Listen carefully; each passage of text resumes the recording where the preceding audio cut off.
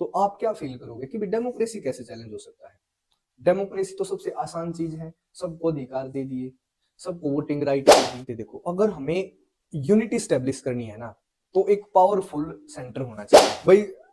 से पावर के जो शेयरिंग में हिस्सा होगा, पावर जो शेयरिंग होगी, अधिकार होंगे, और सबको एक फेयर कंपटीशन में भाग लेने का मौका मिलेगा। पहला क्या है, पहला आम चुनाव के समय भारत ने किस किन समस्याओं को फेस करा। ये एरिया मान के चलो लद्दाख है, सेम है ये, पॉपुलेशन वहां बहुत थोड़ी है। और ये एरिया मान के चलो दिल्ली है, यहाँ पे इसी एरिया में करोड़ों है और यहाँ पे हजारों है। इस इलेक्शन ने ये प्रूव कर दिया कि भाई डेमोक्रेसी संसार की किसी भी क्षेत्र में पॉसिबल है, कहीं भी। गुड मॉर्निंग, कैसे हो?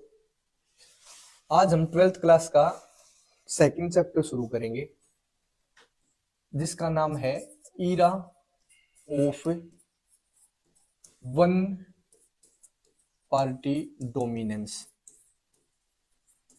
अगर इसकी हिंदी में इसके नाम की बात करें, एक दल के प्रभुत्व, डोमिनेंस का मतलब प्रभुत्व का दौर। देखिए, इस चैप्टर में हम पढ़ने क्या वाले हैं। देखिए, इसका नाम है एक दल के प्रभुत्व का दौर। हमने पहले चैप्टर में, ठीक है, चैलेंजेस ऑफ नेशन बिल्डिंग में पहले चैलेंज का जिक्र किया था कि भाई कैसे अपने देश को यूनाइट करें ताकि वो सारी की सारी डाइवर्सिटीज को अकोमोडेट कर पाए।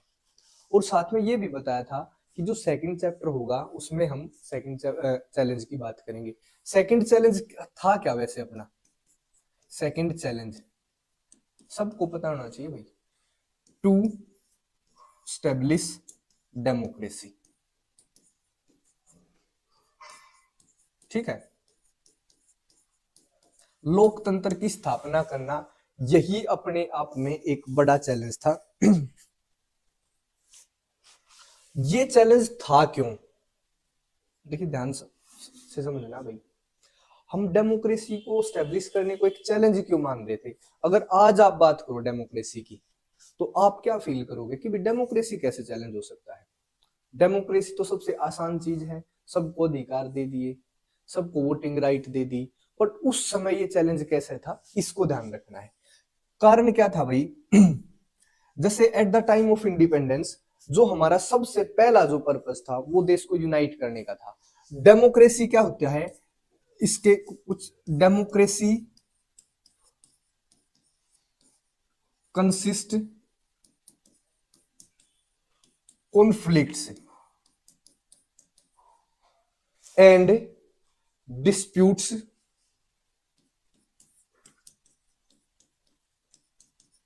Interest ideas, different. डेमोक्रेसी के अंदर बहुत सारे विवाद, हित, विचार, इनका स्थान दिया जाता है, इनको रिस्पेक्ट दी जाती है। और जब हमें यूनाइट करना है, देश को यूनिटी में के सूत्र में बांधना है, उस समय सबकी बात सुनना, सबके जो इंटरेस्ट है, सबके जो विचार हैं, सबकी जो सोच है, उसको स्थान देना अपने आप में एक बड़ा चैलेंज था। और ये हमारी यूनिटी के लिए खतरा हो सकता था, इसलिए भी समस्या थी भाई। इसमें ऐसा लगा था, दिस में थ्रेटन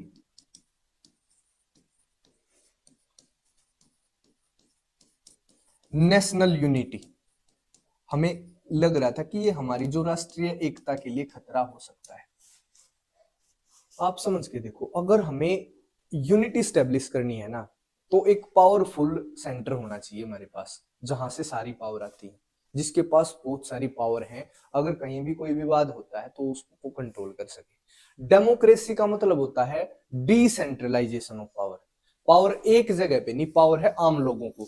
डेमोक्रेसी का मतलब यही तो है भाई, it means decentralisation of power. शक्ति का विकेंद्रीकरण होता है डेमोक्रेसी। ठीक है, शक्ति का विकेंद्रीकरण। हम जो ये डेमोक्रेसी है ना, इसकी जो डेफिनेशन है, उसी वही चैलेंज था भाई, rights and respect to common people. यहां पे डेमोक्रेसी में क्या होता है, अधिकार और सम्मान आम आदमी का है। अब एक चीज मान के चलो, इतने सारी प्रकार के आदमी हैं, इतनी लैंग्वेज हैं, इतने कल्चर हैं, और हमें देश को यूनाइट करना, ये बात कंफर्म है। हम देश की यूनिटी के साथ कोई कॉम्प्रोमाइज नहीं करना चाहते, और फिर उसी कंडीशन में हम डेमोक्रेसी को स्टेब्लिश करना चाह रहे हैं। डेमोक्रेसी क्या करेगी, लोगों को अधिकार देगी। डेमोक्रेसी का क्या मतलब होता है कि भाई जो वहां की पब्लिक है वो अपने शासक चुनेगी। और मान के चलो मैं हूं शासक और मैं चाहता हूं देश यूनाइट हो, और पब्लिक नहीं चाहती, तो एक बार तो चलो मैंने सरकार बना ली, अगर लोगों को ये अधिकार है तो नेक्स्ट टाइम वो मुझे सरकार में आने देंगे? नहीं आने देंगे। तो ये एक यूनिटी के लिए एक थ्रेट थी उस समय। डेमोक्रेसी का मतलब होता है शक्ति का विकेंद्रीकरण। अगर यूनाइट करना है तो शक्ति केंद्रित होनी चाहिए, कोई पावरफुल अथॉरिटी हो, अगर कोई भी अलग होने की कोशिश करे, अगर कोई भी यूनाइट होने में कोई भी ऑब्स्टेकल हो तो उसको कंट्रोल कर सके, उसको सप्रेस कर सके। बट डिसेंट्रलाइजेशन का मतलब क्या है, अब पावर को बांट दिया गया है, अब पावरफुल है आम आदमी।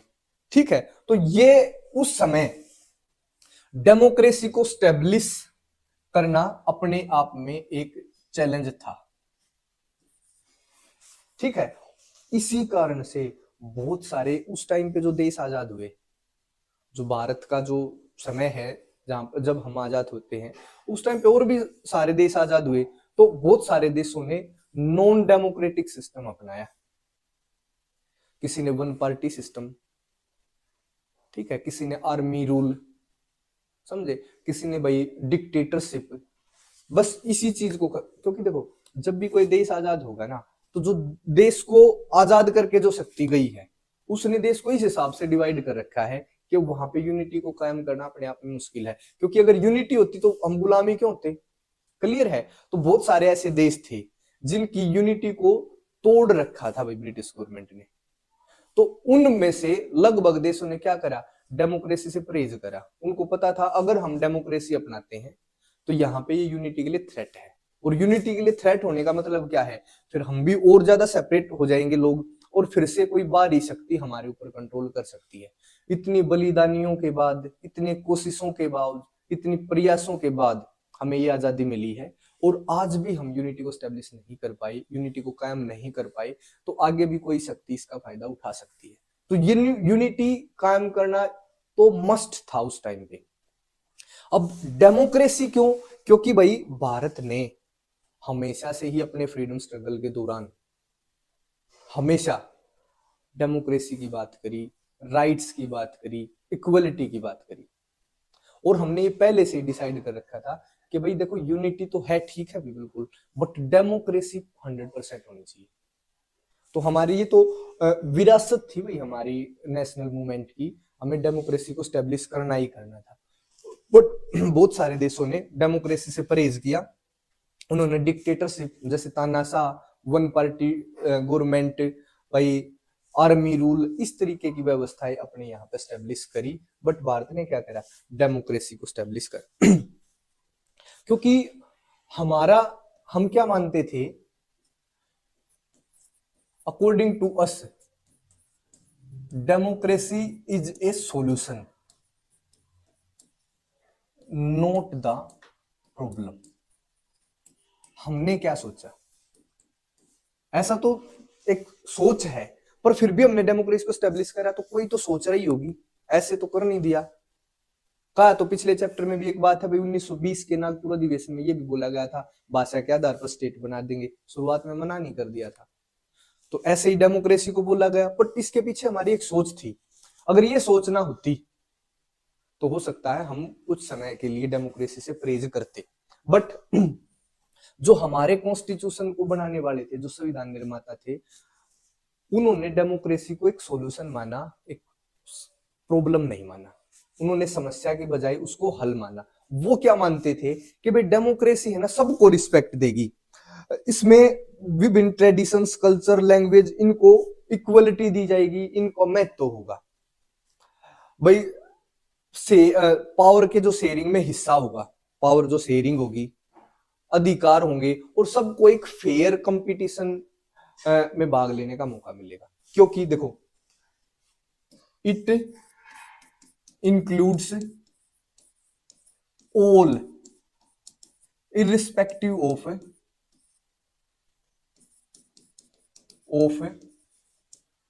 culture, religion, language, ठीक है भाई, आइडियोलॉजी, ये सब को कंसीडर कर रही है। जेंडर, ये सब को इंक्लूड कर रही है भाई। It is all about sharing and fair competition.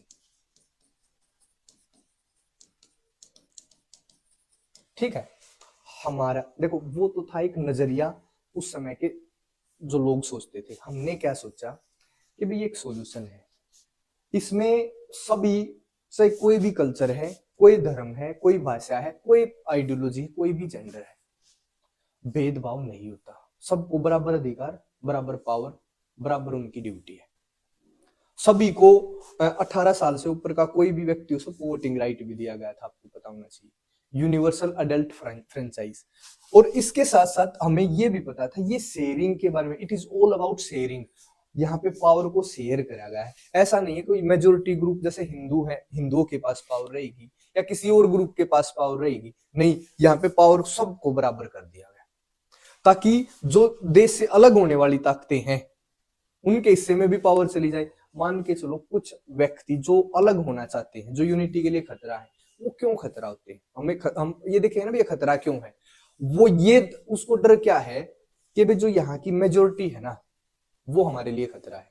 जैसे खतरा कहाँ था, जो हिंदू नॉन हिंदू एरिया था, जहां पे हिंदू कम थे या दूसरे रिलीजन थे, वहीं पे तो समस्या थी। वहीं पे तो ये समस्या थी भाई, हो सकता है जो मेजोरिटी है, जो हिंदू मेजोरिटी है, वो हमें ठीक से जीवन जीने ना दे।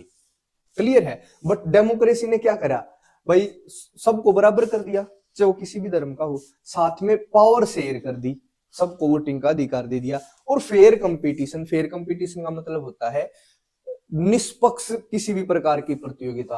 आप चुनाव लड़ सकते हो, आप कोई पार्टी बना सकते हो, आप फिर बाद में चुनाव जीतने के बाद सरकार बना सकते हो, आप अपने अकॉर्डिंग रूल और रेगुलेशन बना सकते हो। बहुत सारे अधिकार दिए गए, हम वो फंडामेंटल राइट्स वाले चैप्टर में करेंगे। तो हमने डेमोक्रेसी को सॉल्यूशन के रूप में देखा और ऐसा लगा कि भाई जो भी कारण हो अलगाववाद का, जो भी यूनिटी के लिए ऑब्स्टेकल हैं, वो सारे के सारे डेमोक्रेसी के द्वारा दूर हो सकते हैं। क्लियर है भाई, ये ध्यान रखना है इस हिसाब की चीज।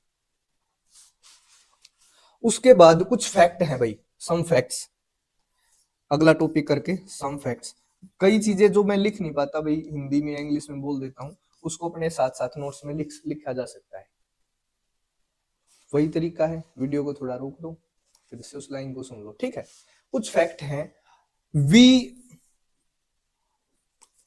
अडोप्टेड आवर कॉन्स्टिट्यूशन ऑन, बताओ कब,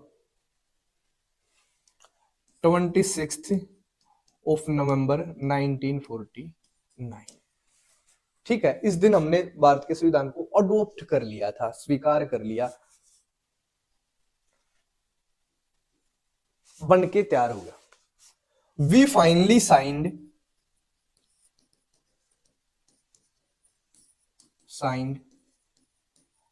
आवर कॉन्स्टिट्यूशन ऑन 24 जनवरी 1950। दूसरा फैक्ट। तीसरा, वी इंप्लीमेंटेड, लागू करना, आवर कॉन्स्टिट्यूशन ऑन 26 जनवरी 1950। ये तीन फैक्ट भी ध्यान रखना भी। एक और छोटा सा फैक्ट अगर लिखो, इलेक्शन कमीशन दिख रहा है अभी यहां तक, ठीक है। Election commission of India was set up in January 1950, ध्यान दें भाई, Sukumar Sen was the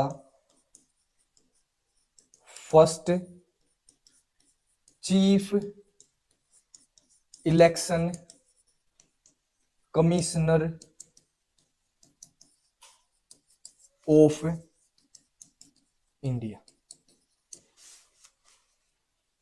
clear है? ये दो चार फैक्ट भी ध्यान रखें। हमने अपने जो कॉन्स्टिट्यूशन को अडोप्ट करा या जो उस दिन पूरा हो गया 26 नवंबर 1949 को, ठीक है। We finally signed our constitution on 24th of January 1950 और लास्ट में भी implemented our constitution on 26th of January 1950। और भाई एक फैक्ट ये है, election commission was set up in January 1950 and Sukumar Sen was the first chief election commissioner of India. ठीक है, सिंपल सी बात थी। अब ये देखना भाई, what were the problem faced by India. Question लिख लो, problem faced by India at first general election. ये है, पहले जो आम चुनाव हुए उनमें उनके समय भारत ने कौन सी चुनौतियों का सामना किया। ठीक है, जब पहला इलेक्शन हुआ, इसको अपनी प्रकार का पहला इलेक्शन बोला जाता है। ये how it was an unusual election.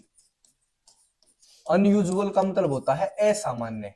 यह एक असामान्य चुनाव क्यों था? अनयूजुअल इलेक्शन, ये प्रश्न का सेम जवाब है। ठीक है, ये असामान्य इलेक्शन क्यों था? Why it was first of its kind. यह अपनी प्रकार का पहला चुनाव क्यों था? तीनों एक ही सवाल का की फॉर्म्स हैं, इनमें से कोई भी पूछा जाए तो आंसर सेम होगा। पहला क्या है? पहला आम चुनाव के समय भारत ने किस किन समस्याओं को फेस करा।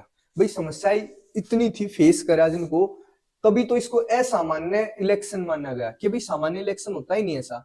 तो how it was an unusual election, और इसको अपनी प्रकार का पहला चुनाव माना जाता है। How why it was first of its kind, यह अपनी ही प्रकार का पहला चुनाव क्यों था। वो चुनौतियां देखनी है जो जो हमने पहले इलेक्शन के समय फेस करी है। देखिए हिंदी में बोल दिया है, पहले आम चुनाव के समय भारत ने क्या क्या समस्याएं को सामना किया, या और यह एक असामान्य चुनाव क्यों था, या यह अपनी ही तरह का पहला चुनाव क्यों था। सबसे पहला कारण आंसर है इसका vast size of India. Bharat का बहुत बड़ा साइज, इतने बड़े साइज का देश एक फेयर इलेक्शन करवाना, एक समय पूरे देश में इलेक्शन करवाना अपने आप में चैलेंज होगा कि नहीं होगा। आप है ना अपनी क्लास में कोई चुनाव करवाइए या अपने स्कूल में कोई चुनाव करवाइए, आपने गांव में तो देखे होंगे चुनाव सरपंच का, पंच का, तो इतने आसान है क्या वो चुनाव? कैंडिडेट घूम रहे हैं, पैसे लगा रहे हैं, जाति के आधार पर बांट रहे हैं, पैसों में वोट खरीद रहे हैं, कहीं पे हिंसा है, 100 तरीके की समस्याएं हैं, वोटर लिस्ट अलग से तैयार करनी है, लोग उस लेवल के समझदार नहीं है, तो गांव में भी इतना मुश्किल हो जाता है। तो भारत जैसे विशाल आकार के देश में एक इलेक्शन को संपन्न करवाना अपने आप में एक बड़ा चैलेंज था। ठीक है, दूसरी बात, इट वॉज नॉट इजी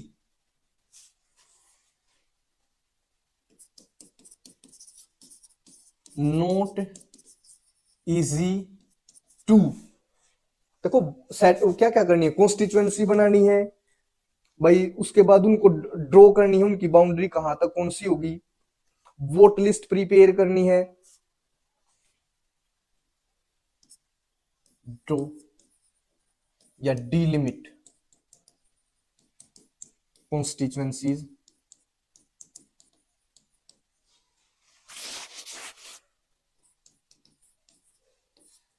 ये होते हैं भाई लोकसभा क्षेत्र या चुनाव क्षेत्र, constituencies, prepare voter list, voter list को तैयार करना है नहीं मुश्किल, ठीक है, एंड हेंस टू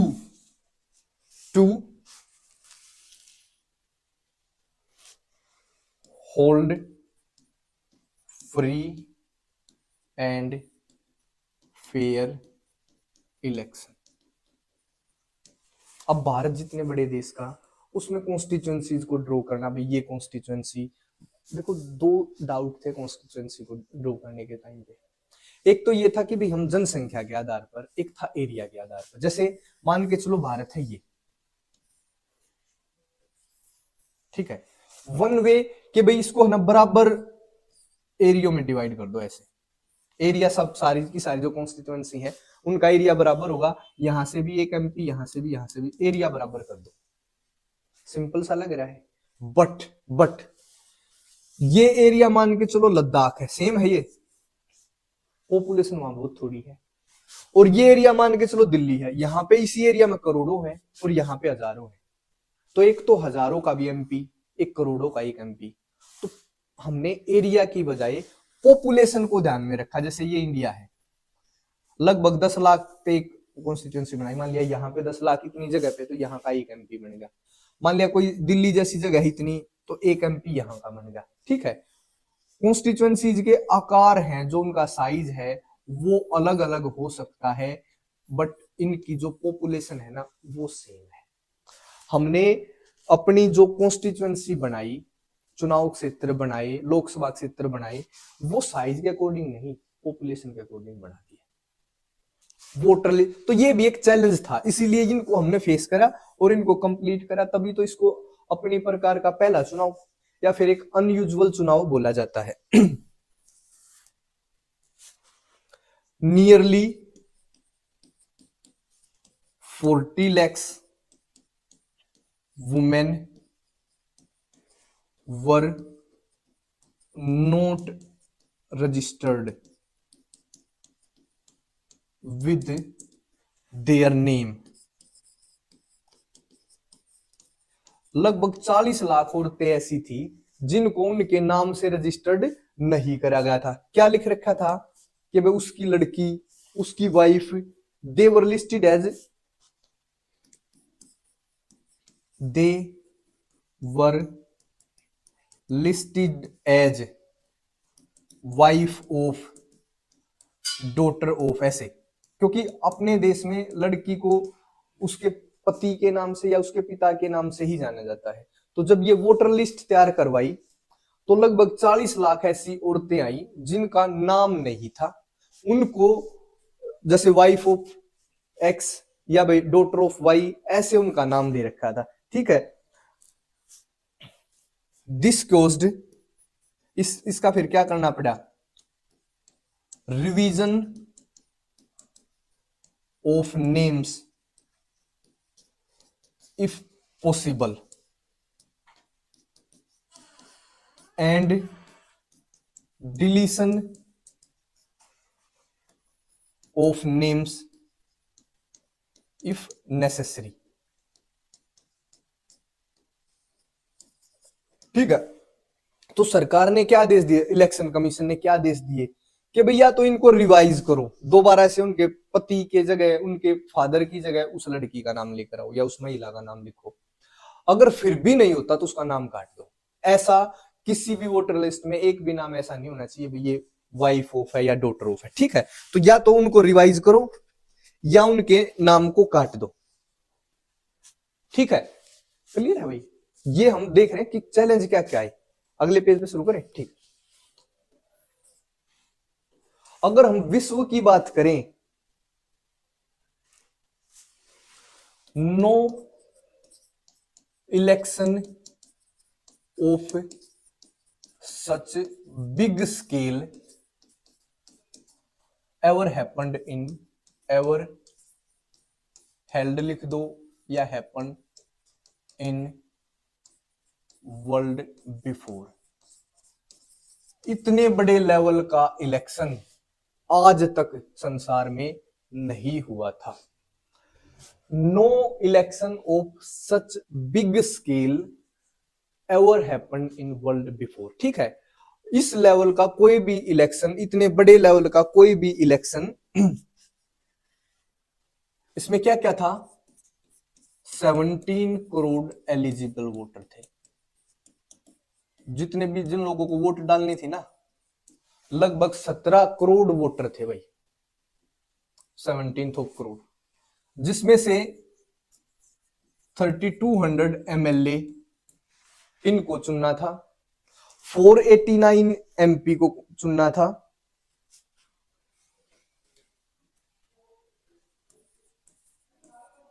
एमपी चुनने थे, ठीक है। लगभग 50%, 15% थे ना, वो लिटरेट थे। ध्यान दो भी, मैंने लिखा क्या, बस कोमे लगाए हैं, लिखना अपने आप है। भारत में उस समय 17 करोड़ वोटर थे जिनको वोट डालनी थी। इन 17 करोड़ वोटरों को 3200 एमएलए, 3200 एमएलए को चुनना था, 489 एमपीज को चुनना था। एमएलए का मतलब होता है मेंबर ऑफ लेजिस्लेटिव असेंबली, और एमपी का मतलब होता है मेंबर ऑफ पार्लियामेंट। और टोटल जो जनसंख्या थी, जो ये एलिजिबल वोटर थे, इनके 15% लोग थे जो पढ़े लिखे थे, ठीक है। इलेक्शन कमीशन को क्या करना पड़ा फिर, ट्रेंड ओवर 3 लाख पर्सनल,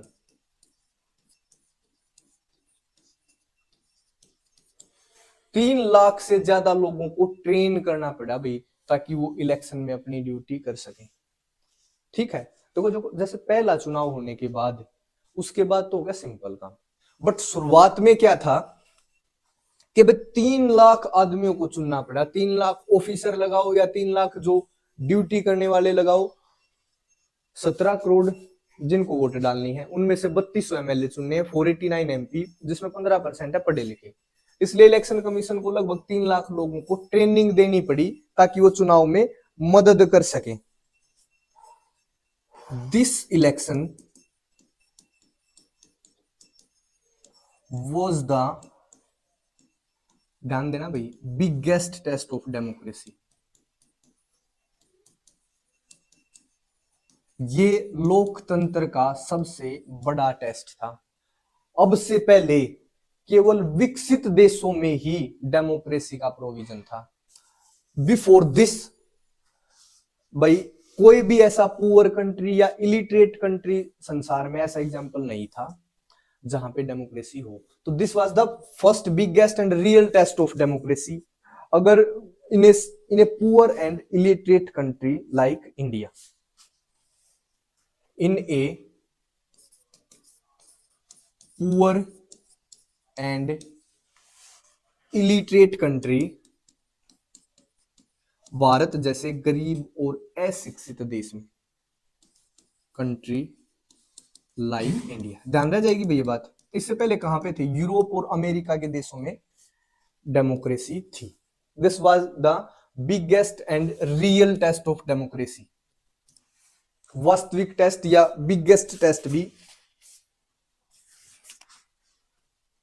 अब ये voting rights to women was termed as biggest Gamble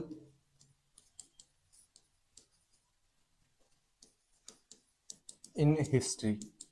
जो हमारे यहां पता क्या करा गया, उस समय यूरोप के भी विकसित देशों में भी महिलाओं को वोटिंग राइट नहीं था। बहुत सारे यूरोप में भी ऐसे देश थे जहां डेमोक्रेसी तो थी बट महिलाओं को वोटिंग राइट नहीं था। बट भारत ने ऐसा क्या किया, भारत ने यूनिवर्सल अडल्ट फ्रेंचाइज मतलब सार्वभौमिक वयस्क मताधिकार को लागू किया, जिसके तहत हर 18 साल से ऊपर का, चाहे वो महिला है चाहे वो आदमी है, वोटिंग का राइट है। इसको है ना इतिहास का सबसे बड़ा जुआ बोला गया कि भाई जो नेहरू जी हैं ये एक बिगेस्ट गैम्बल खेल रहे हैं हिस्ट्री का, और वो अपने जीवन काल में ही इसकी असफलता को देख लेंगे। देखिए कैसे कैसी चुनौतियां हैं, कैसी कैसी समस्याएं हैं पहले इलेक्शन के समय। अब इलेक्शन हो गया भाई, अब नोट लिख लो।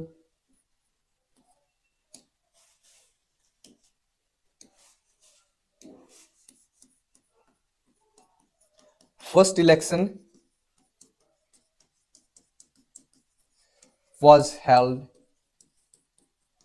in 1951 and 1952, but it is called election of 1952। क्यों? क्योंकि इलेक्ट बहुत ज्यादा जगहों पर वोटिंग है जो because most of the election was held in January 1952। ये 1951 से ही शुरू हो गया था, ठीक है, अक्टूबर 1951 से। बट ज्यादातर जो वोट डाली गई ना, ज्यादातर हिस्सों में जो चुनाव हुआ वो जनवरी 1952 में हुआ भाई, तो इसलिए इसको है ना हम 1952 का चुनाव मानते हैं। क्लियर है? एक लाइन और, this election proves that, this election proved that, इसने एक बड़ी चीज को प्रूव करा भाई। वो क्या थी कि भाई democracy could be, that democracy could be practised anywhere in the world. बहुत बड़ी बात है भैया, इसने ये साबित कर दिया कि भाई लोकतंत्र संसार में कहीं भी लागू किया जा सकता है। सिंपल है। हमने क्या देखा, देखो हम अपने जो पहला चुनाव था ना उसके समय जो समस्याएं आई उनकी बात कर रहे हैं। क्या क्या समस्याएं थी जिसने इसको अनयूजुअल बना दिया और अपनी ही प्रकार का एक चुनाव बनाया। सबसे पहली बात थी भारत का साइज, इतने बड़े साइज पे इलेक्शन करवाना, उनकी कॉन्स्टिट्यूएंसीज और ड्रॉ करना, डिलिमिट करना, साथ में इतने ज्यादा जनसंख्या की वोटर लिस्ट तैयार करना जहां पे लगभग 17 करोड़ एलिजिबल वोटर हैं, वैध मतदाता हैं, जिनमें से 3200 एमएलए चुनने हैं और 489 एमपी, और पूरी जनसंख्या जो एलिजिबल वोटर्स की उसमें से सिर्फ 15% ऐसे हैं जो शिक्षित हैं। और इसको है ना इलेक्शन कमीशन को लगभग 3 लाख लोगों को ट्रेनिंग देनी पड़ी।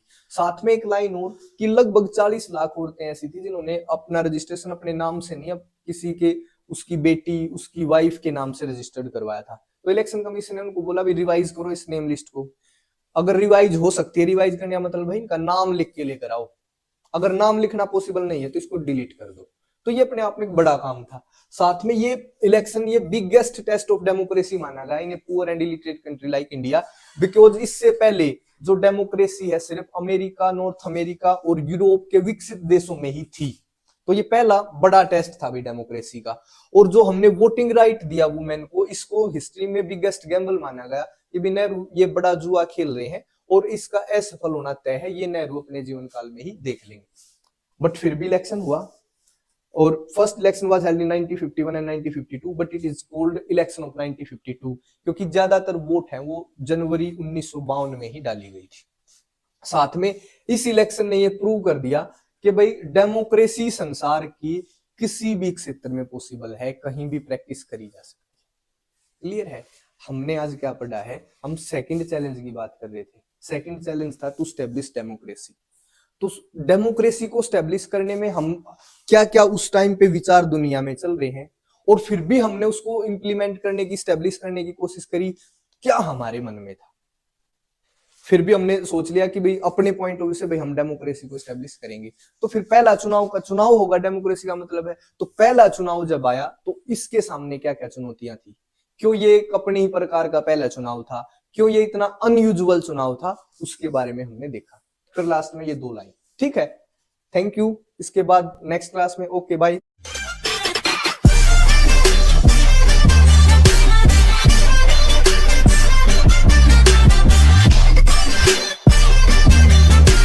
गुड मॉर्निंग, कैसे हो?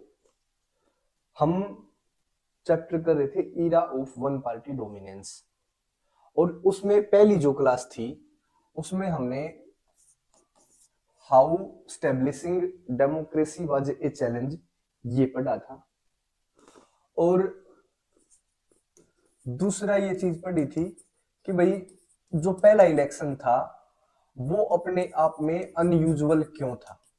यही बात देखी थी ना, एक दल के प्रभुत्व का दौर। अब इस चैप्टर का नाम समझना है कि भाई इस चैप्टर का ये नाम क्यों नहीं था कि भाई स्टेब्लिशिंग डेमोक्रेसी, इस चैप्टर का नाम है ये। और हमने जो इसमें पहला टॉपिक करा अभी तक उसमें ये पढ़ा कि भाई डेमोक्रेसी को स्टेब्लिश करना कैसे एक चैलेंज था, कैसे जो संसार के जो दूसरे देश उस टाइम पे आजाद हुए थे उन्होंने डेमोक्रेसी के साथ कंप्रोमाइज करा, समझौता करा। कहीं पे वन पार्टी सिस्टम, कहीं पे डिक्टेटरशिप, कहीं पे आर्मी रूल, ऐसी संस्थाओं ने काम किया। बट भारत ने नेशनल मूवमेंट की हेरिटेज होने के कारण डेमोक्रेसी को अपनाया। और फिर उसके बाद जो दूसरा टॉपिक था वो ये था कि भाई पहला जो आम चुनाव था वो अपने आप में उसके सामने क्या क्या चैलेंजेस थे और कैसे हमने उनको फेस करा, कैसे वो एक अनयूजुअल चुनाव था, कैसे वो अपने आप में अलग प्रकार का चुनाव था, वो सारी चीजें हमने पढ़ ली थी। अब है इस चैप्टर के नाम का मतलब, इसका मतलब है एक दल के प्रभुत्व का दौर। आप देखोगे जो पहले 3 इलेक्शन है, जो फर्स्ट इलेक्शन, सेकंड इलेक्शन और थर्ड इलेक्शन, तीनों ही चुनाव में कांग्रेस पार्टी की सरकार रही, स्टेट में भी और सेंटर में भी। स्टेट में भी और सेंटर में भी। देखिए भारत में नॉर्मली 2 प्रकार के इलेक्शन है, स्टेट और सेंटर। जो सेंटर में चुनाव होते हैं ना, इनके द्वारा चुने जाते हैं एमपी, मेंबर ऑफ पार्लियामेंट, और जो स्टेट में चुनाव होते हैं वहां पे चुने जाते हैं MLA, member of legislative assembly. ये जो एमएलए हैं इनमें से किसी को मुख्यमंत्री चुना जाएगा, यहाँ पे स्टेट में तो चीफ मिनिस्टर होता है भारत में, और जो सेंटर में एमपी हैं ये किसको चुनेंगे, प्राइम मिनिस्टर को, प्रधानमंत्री को, और ये सीएम को। तो पहले जो तीनों इलेक्शन थे सेंटर और स्टेट दोनों ही जगह एक साथ हुए थे, क्लियर है ये बात। और तीनों ही इलेक्शन में चाहे वो सेंटर का था चाहे स्टेट का था, तीनों ही जगह पे कांग्रेस पार्टी का डोमिनेंस था। तो इसलिए 1952 से लेकर 1967 तक का टाइम पीरियड होता है जो, वो वन पार्टी डोमिनेंस या कांग्रेस पार्टी के डोमिनेंस का काल माना जाता है। पहला जो इलेक्शन हुआ था भाई 1952 में, दूसरा हुआ था 1957 में, और थर्ड हुआ था 1962 में। बेसिकली हमने कल बात करी थी, लिखा नहीं था। जो 1952 का इलेक्शन था ना, ये अक्टूबर 1951 से लेकर फरवरी 1952 तक इसकी वोटिंग हुई थी, कई महीने ये चला। पर जो ज्यादातर वोटिंग थी वो जनवरी 1952 में हुई, इसलिए इसको 1952 के इलेक्शन के रूप में ही याद करा जाता है। सेकंड जो इलेक्शन हुआ है 1957 में, और थर्ड हुआ 1962 में। क्लियर है ये बात, सिंपल सी बात है। अब अगर हम इन तीनों ही चुनावों की बात करें, ये 1952 वाला ऐसे ही लिख लो, 1957 वाला, 1962 का, इसके रिजल्ट की अगर हम बात करें भाई क्या रिजल्ट रहे। अगर हम फर्स्ट इसकी बात करें ना, तो Congress gets 364 seats out of, centre की बात कर रहे हैं हम, 489, 489 सीट थी टोटल, और इसमें से 489 सीट्स किसने जीती, कांग्रेस पार्टी ने। सिंपल बात है भाई। जो सेकंड इलेक्शन था उसमें 371 सीट जीती, और टोटल सीट होगी थी 494। मतलब टोटल सीट है, ये टोटल सीट है नीचे, और ऊपर है कांग्रेस वोन, जो कांग्रेस ने जीती है। और जो थर्ड इलेक्शन था 1962 का, इसमें 361 सीट जीती 489 में से। क्लियर है, ये रिजल्ट भाई पूछा जा सकता है एक नंबर में, अगर तीनों इलेक्शंस का रिजल्ट आ गया 2 नंबर में, ऐसे भी पूछा जा सकता है। जो पहला चुनाव था टोटल सीट थी 489 और 364 कांग्रेस पार्टी ने जीती थी, ये 1952 में हुआ था। जो दूसरा चुनाव था वो 1957 में हुआ था, इसमें 494 सीट्स थी टोटल और 371 जीती थी कांग्रेस। जो थर्ड है 1962 में 489 में से 361 हमने जीती।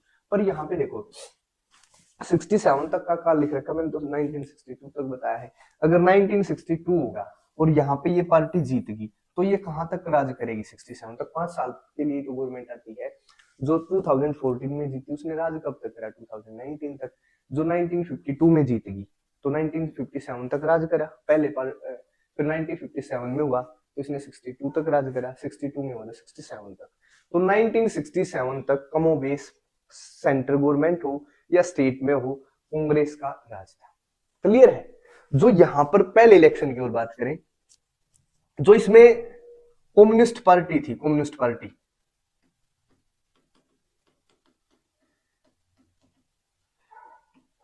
16 सीट जीती गई।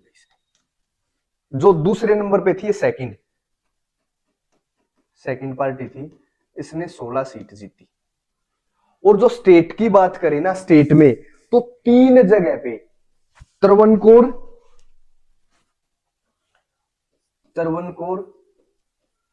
उसमें हमने देसी रियासत में भी ये नाम पढ़ा था कि त्रवणकोर क्या है। ये एक देसी रियासत थी जिसने शुरुआत में खुद को आजाद घोषित करा था। ये केरल का पार्ट है, आज ये केरल का पार्ट है भाई। एक जगह है उड़ीसा, एक जगह है मद्रास।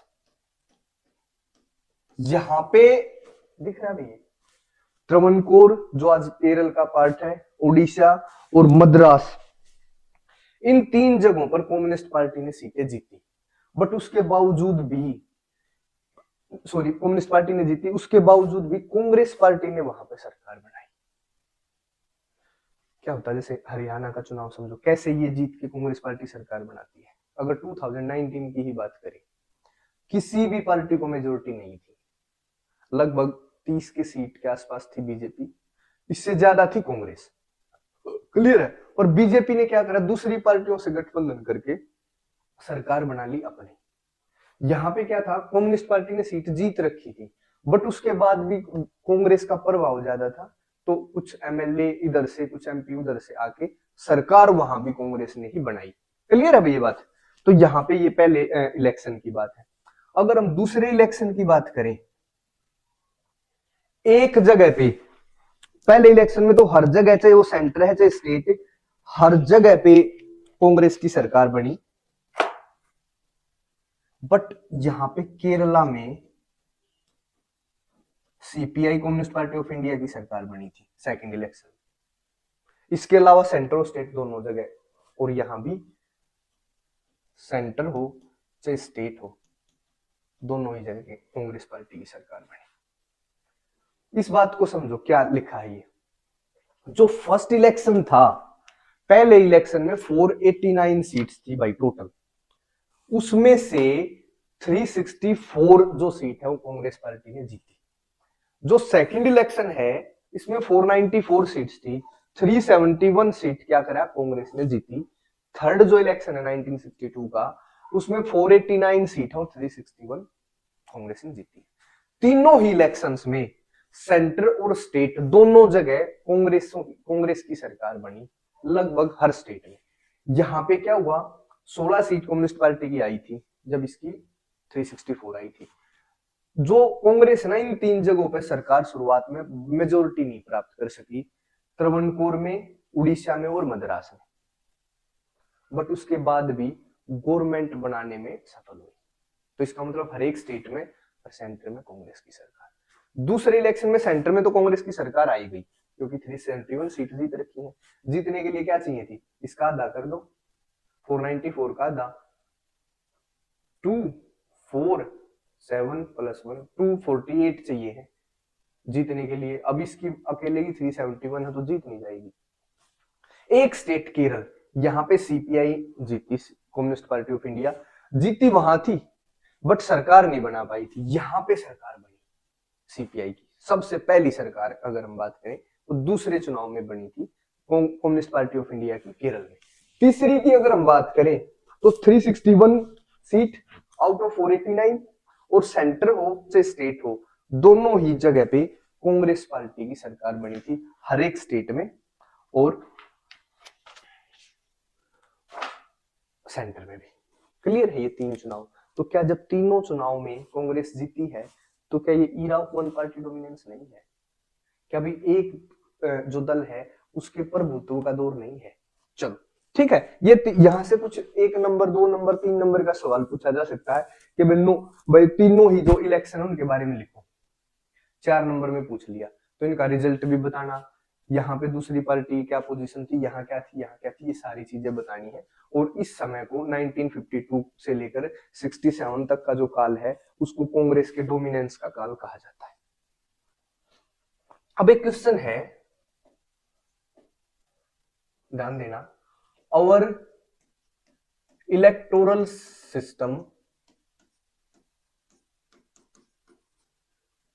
हेल्प्ड कांग्रेस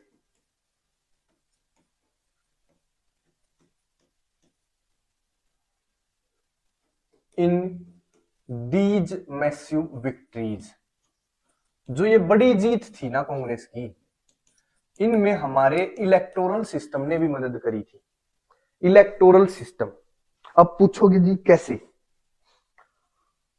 हमारे यहां पे अपने 11th में पढ़ा था, फर्स्ट पास्ट द पोस्ट, जो सबसे पहले खंबे को छुएगा, या first past the post system को इंप्लीमेंट करा गया है ना। इसका मतलब क्या है कि 10 कैंडिडेट खड़े हैं, जिस कैंडिडेट की सबसे ज्यादा वोट होंगी वो जीता माना जाएगा। देखिए सोच के, मान लो टोटल वोट है 20,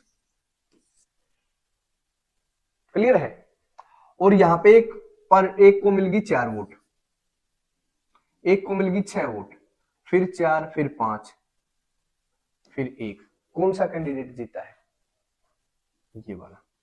वैसे कि कितनी वोट में जीतना चाहिए? 20 टोटल वोट है तो आधी 10, 10 से ज्यादा मतलब कम से कम 11 वोट हो तो जीते, अगर मेजोरिटी की बात करें। बट अपने यहाँ पे first past the post system है, जिसकी भी वोट सबसे ज्यादा होंगी सब में से वो जीता माना जाएगा। अब एक बात अगर हम देखें, इसने वोट कितनी प्राप्त करी है?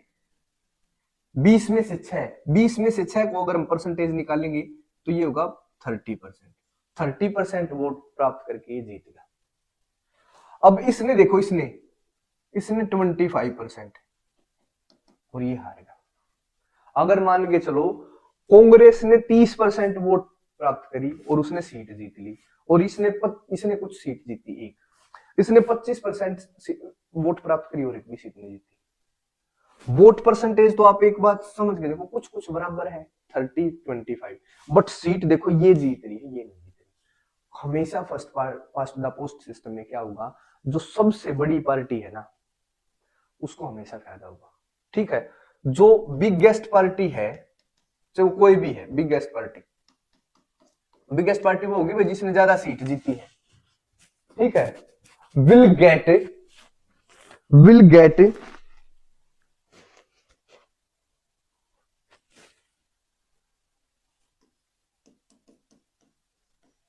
more seats than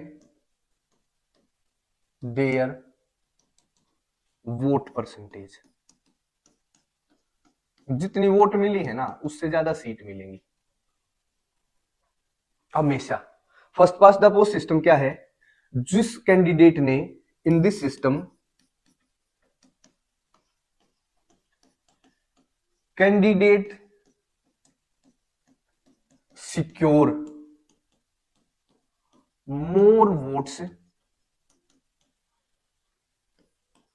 than others, अन्यों से ज्यादा वोट जो प्राप्त करेगा, will be declared winner. First pass the post system क्या होता है, जिस भी कैंडिडेट ने दूसरे कैंडिडेटों की अपेक्षा ज्यादा वोट प्राप्त कर ली वो कैंडिडेट जीता माना जाएगा, और इस सिस्टम में जो पार्टी ज्यादा वोट प्राप्त करेगी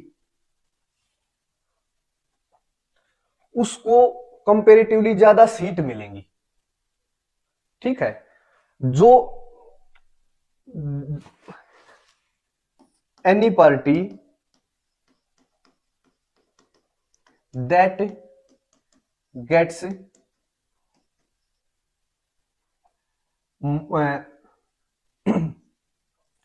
मोर वोट, ठीक है, then other parties will get more seats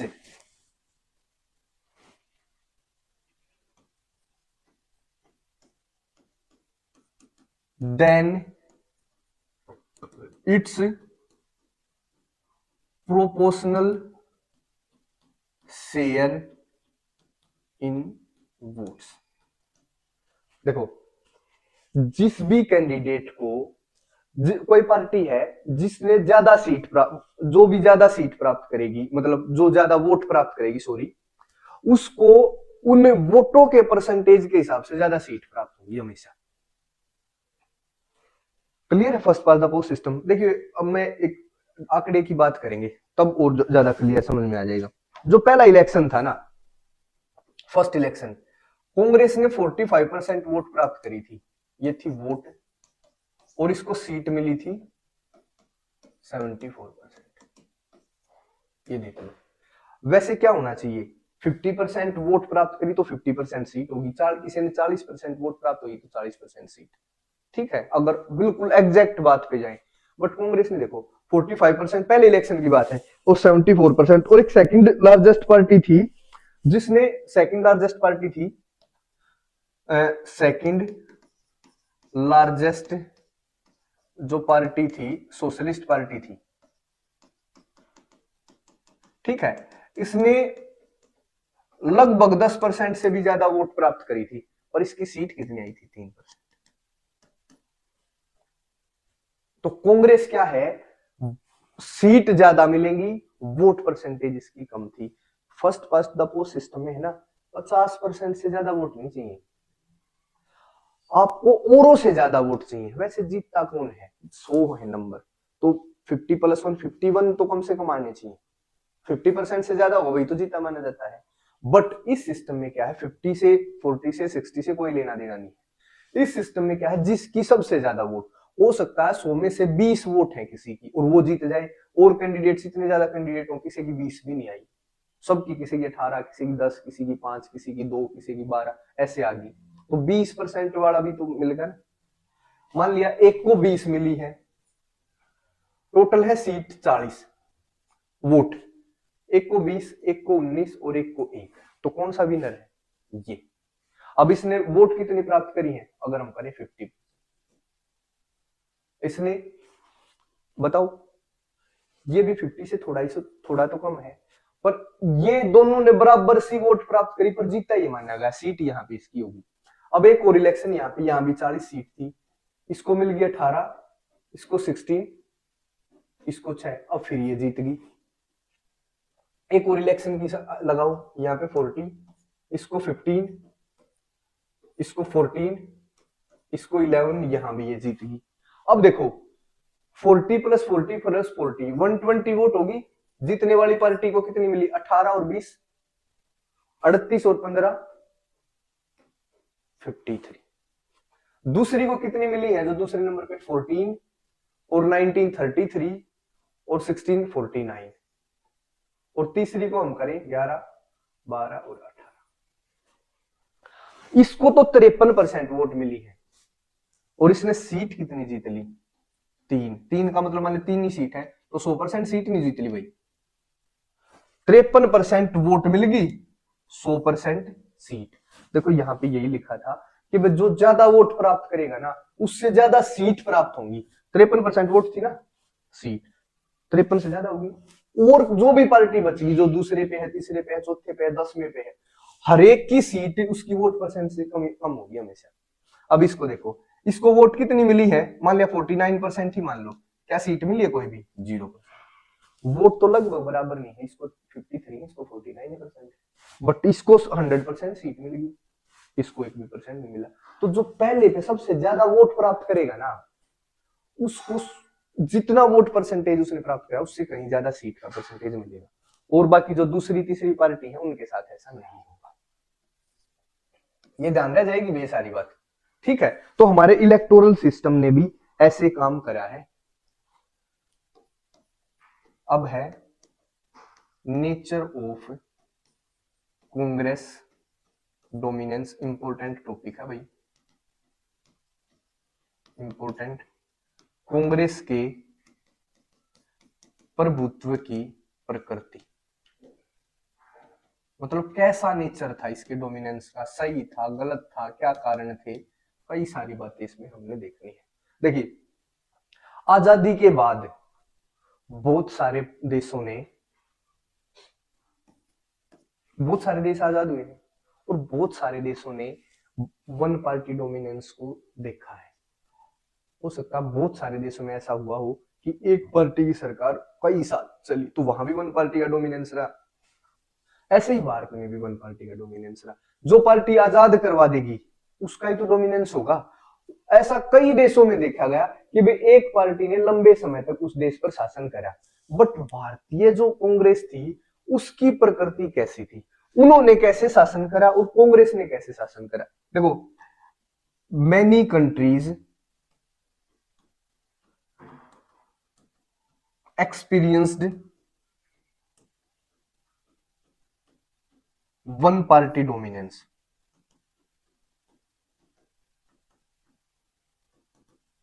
but या by compromising the democracy, ये मेन बात है। बहुत सारे देशों ने एक पार्टी के डोमिनेंस को, बट वहां पे क्या करा, कॉम्प्रोमाइज करा गया भाई डेमोक्रेसी के साथ।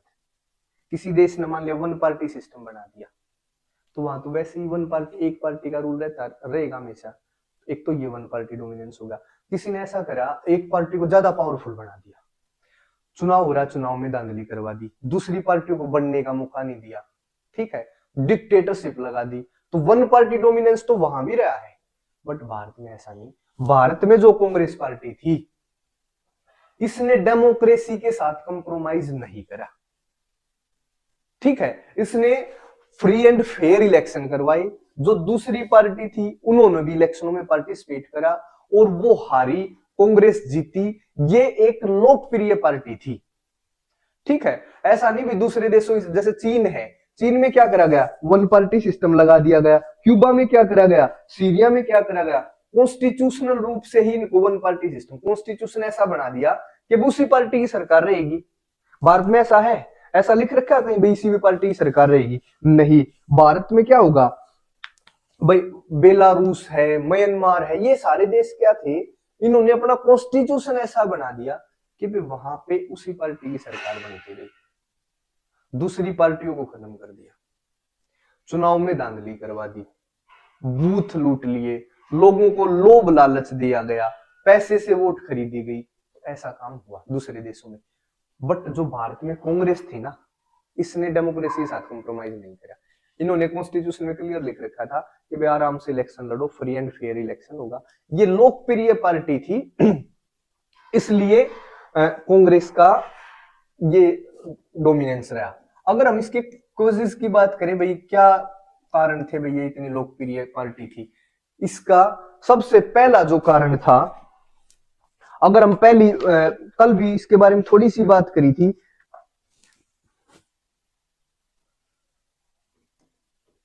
Heritage of national movement. Congress party के डोमिनेंस का एक कारण ये था, ठीक है। कांग्रेस के पास राष्ट्रीय आंदोलन की विरासत थी, क्योंकि राष्ट्रीय आंदोलन में यही पार्टी थी।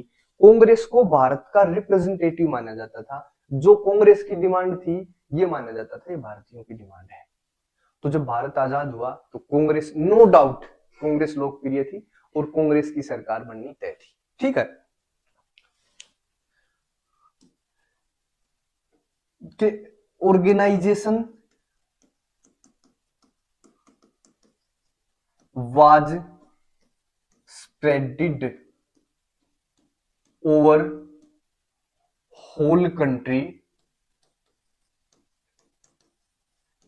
even in villages। जो इसके संगठन थे पूरे देश में फैला हुआ संगठन था भाई कांग्रेस का। कोई भी ऐसी पार्टी नहीं थी जिसका संगठन पूरे देश में फैला हुआ था। यहां तक कि गांव गांव में कांग्रेस की यूनिट थी। तो इस लेवल की पार्टी को हराना आसान होगा क्या? बिल्कुल भी नहीं। तीसरा भाई, charismatic character of Nehru. Nehru का जो क्रिस्मयी चरित्र था, लीडरशिप थी, वो भी कांग्रेस की जीत का कारण था। नेहरू दूरदर्शी थे, इनकी लोकप्रिय नेता थे। जो इनका प्रभाव था वो भी कांग्रेस के डोमिनेंस का एक कारण था। ठीक है, तो ये कुछ ऐसे कारण हैं जिसको देख के हम ये आइडिया लगा सकते हैं भाई कांग्रेस पार्टी का डोमिनेंस क्यों रहा। ठीक है,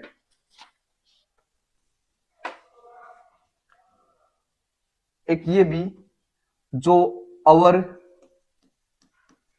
इलेक्टोरल सिस्टम, ये भी तो लिख दोगे, जो first pass the post system है उसका योगदान नहीं होगा जब नेशनल मूवमेंट का हेरिटेज।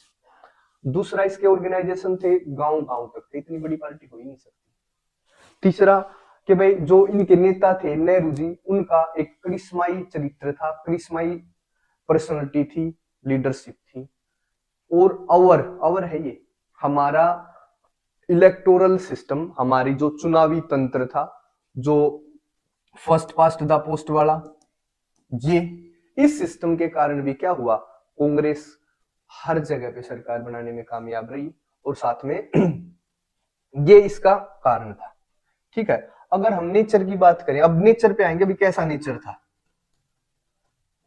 अभी नेचर का जवाब नहीं दिया है। अभी ये बताया है कि भाई वन पार्टी का डोमिनेंस बहुत सारे देशों में एक्सपीरियंस किया गया है, बट वो कॉम्प्रोमाइजिंग डेमोक्रेसी, बट भारत में ऐसा नहीं हुआ।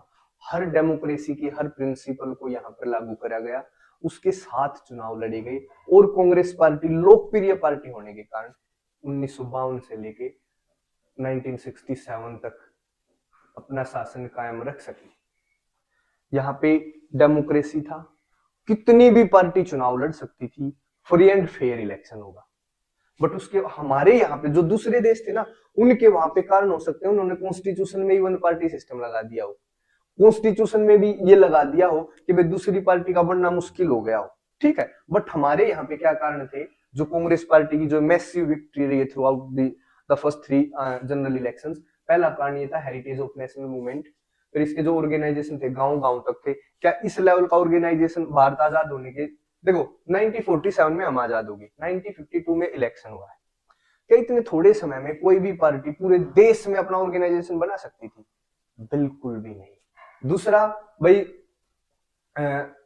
जो नेहरू थे, पंडित नेहरू, उनका करिश्माई चरित्र और हमारा इलेक्टोरल सिस्टम।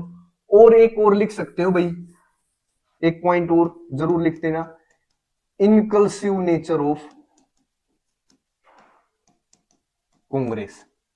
अब ये इनकल्सिव क्या होता है, इसको हम नेचर ऑफ कांग्रेस डोमिनेंस में पढ़ेंगे।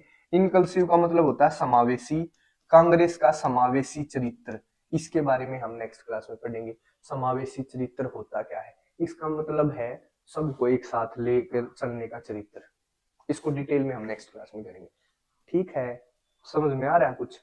देखो हिंदी में भी साथ में नोट्स बना सकते हो, बोला है भाई 2-4 दिन का मुझे काम है, तो उसके बाद मैं इसकी पीडीएफ भी भेजूंगा।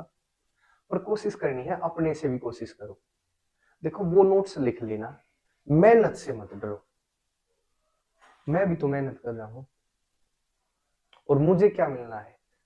कम से कम बताओ क्या होता है, जो तुम अपनी पढ़ाई करते हो ना, जितने बार किसी चीज की प्रैक्टिस करोगे उतनी ही ज्यादा मजबूत होगी। एक अच्छे नागरिक होने के नाते, एक आगे आने वाले समय में जब हमारे ऊपर, आप लोगों के ऊपर इस देश का भार होगा, तो उस समय इन चीजों की बेहतर समझ आपका रास्ता आसान बना देगी। और मैं अपनी तरफ से पूरी कोशिश करूंगा कि हर चीज को, कि माइन्यूट डिटेल भी आपसे शेयर करूं, और कोशिश करूंगा कि भी आप उसको समझ भी पाए। बट उसके बाद भी अगर समझने में परेशानी होती है तो you can ask any type of question. ठीक है, चले फिर, बाय, ओके।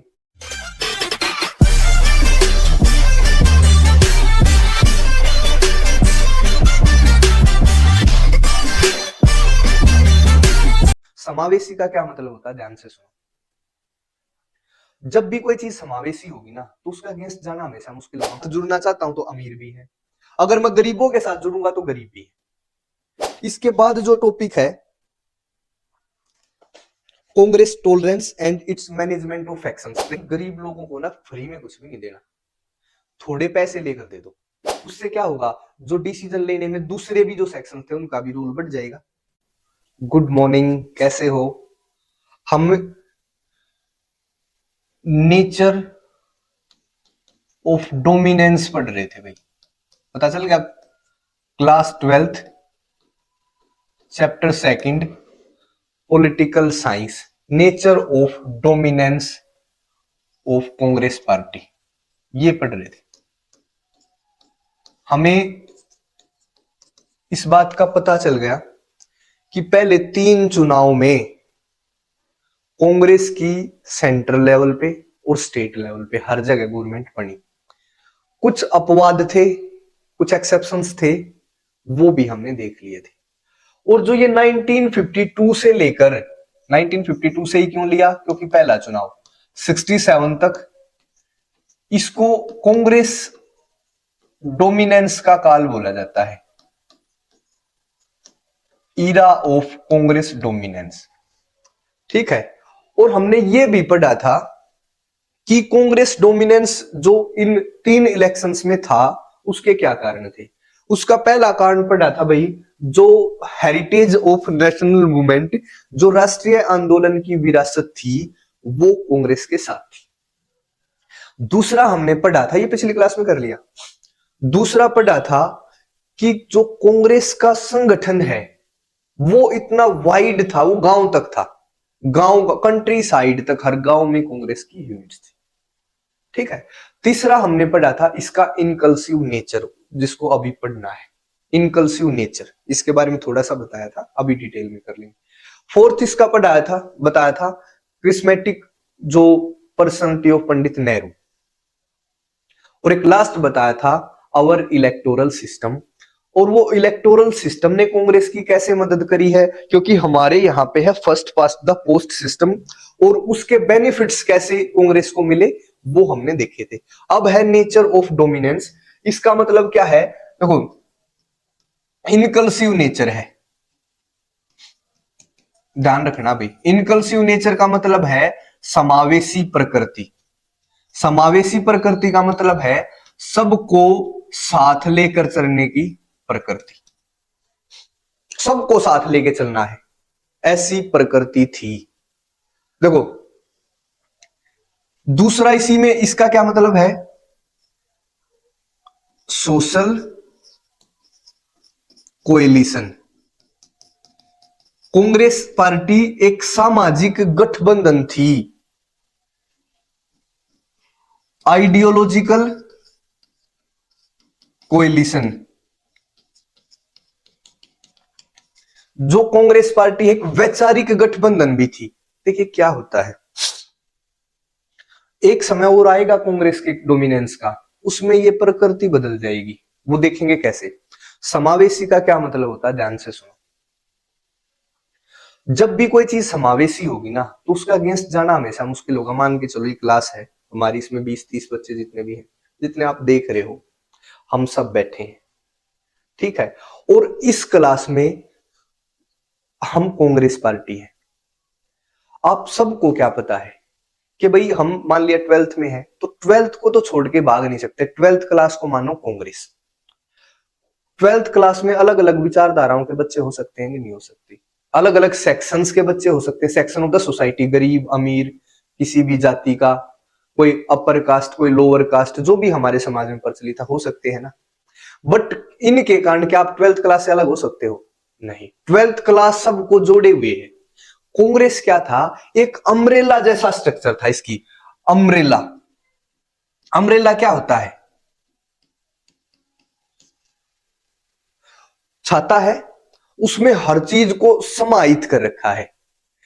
जैसे 12th क्लास है, उस 12th क्लास के कारण आप सभी जुड़े हो, गरीब भी, अमीर भी, हिंदू भी, मुस्लिम भी, जो भी आपकी क्लास में अलग अलग, हर जाति के लोग, हर विचारधारा के लोग, शरीफ भी, थोड़े एडवांस भी, चंचल भी, इंटेलिजेंट भी, कमजोर भी हो ना, सारे के सारे। आप सबको एक साथ करने वाला फैक्टर क्या है? वो आपकी क्लास। भाई 12th है, 11th है, जिस भी क्लास में हो। तो ये जो कांग्रेस पार्टी है ना, एक ये सोशल कोएलिशन थी और एक ये आइडियोलॉजिकल कोएलिशन थी। सोशल कोएलिशन कैसे? हमें पता होना चाहिए 1885 में कांग्रेस इस्टेब्लिशमेंट हुई थी, 1885। उस समय इसको ये मान के चलो भाई ब्राह्मणों की पार्टी माना जाता था, अपर कास्ट की, ठीक है। पर फिर आंदोलन शुरू हुए देश की आजादी के, महात्मा गांधी जी से जुड़े, और जितने आंदोलन होते रहे, इसका जो सोशल बेस है ना वो बढ़ता चला गया। जो एक सिर्फ शहरों तक कोई पार्टी सीमित थी शुरुआत में, आजादी से पहले की मैं बात कर रहा हूं, वो अब गांव गांव तक, घर घर तक पहुंच गई। आजादी के बाद इसका, अब हमने देखा भी था भाई इसका ऑर्गेनाइजेशन कितना स्ट्रॉन्ग है। तो आज के दिन, इस समय, इस टाइम पीरियड में 1952 से लेकर 67 तक, इसमें वुमेन, मैन, पुअर, रिच, भाई अपर कास्ट, मतलब different caste, religion, different religions, सब आदमी थे। अगर मान के चलो ये सब है यहां और मैं हूं बाहर, मुझे जुड़ना है। अगर मैं औरत हूं तो औरत कांग्रेस में, मैं उनके साथ जुड़ूंगा तो भी कांग्रेस में जुड़ना होगा। अगर मैं अमीरों के साथ जुड़ना चाहता हूं तो अमीर भी है, अगर मैं गरीबों के साथ जुड़ूंगा तो गरीब भी है, ठीक है। तो सब इसमें है, तो सभी कांग्रेस से ही जुड़ रहे थे। कोई भी पार्टी या कोई भी ऐसा था ही नहीं जो कांग्रेस से अलग था। भारत को कांग्रेस का पर्यायवाची माना जाता था, Congress is equal to India, क्योंकि एक सोशल कोएलिशन थे। समाज के प्रत्येक सेक्शन के लोग, समाज के, सोसाइटी के प्रत्येक सेक्शन के आदमी इसमें शामिल थे, तो इसलिए इसको एक सोशल कोएलिशन बोला जाता है। अगर इसको आइडियोलॉजिकल कोएलिशन की बात करें, देखो बहुत तरीके की विचारधारा प्रचलित होती है हमेशा। सारी की सारी विचारधाराओं को रिप्रेजेंट करने वाले, चाहे सोशलिस्ट हों, चाहे कैपिटलिस्ट हों,